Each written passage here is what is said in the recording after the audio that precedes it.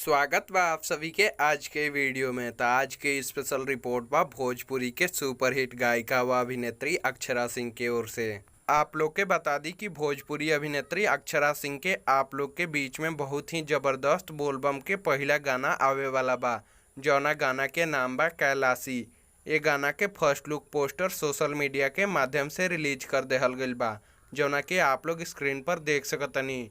बात करी ये गाना के टीम के तो ई गाना के गौले बाड़ी अक्षरा सिंह जी और ई गाना के लिखले बड़े मनोज मतलबी जी और ई गाना के संगीत से सजैले बड़े अविनाश झा घुंघरू जी।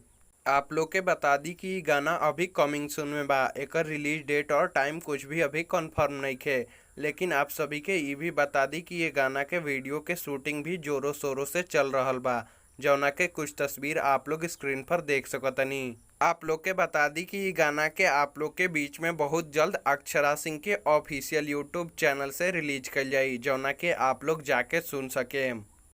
तो आज के वीडियो में बस इतना ही। उम्मीद बा कि वीडियो आप सभी के पसंद आयल होई। वीडियो के देखे खातिर आप सभी के बहुत बहुत धन्यवाद। अगर वीडियो पसंद आयल तो वीडियो के लाइक कर दी, शेयर कर दी, कमेंट करी और चैनल पर नया बानी तो रोज ऐसा खबर सबसे पहले देखे खातिर हमनी के चैनल के भी सब्सक्राइब कर ली।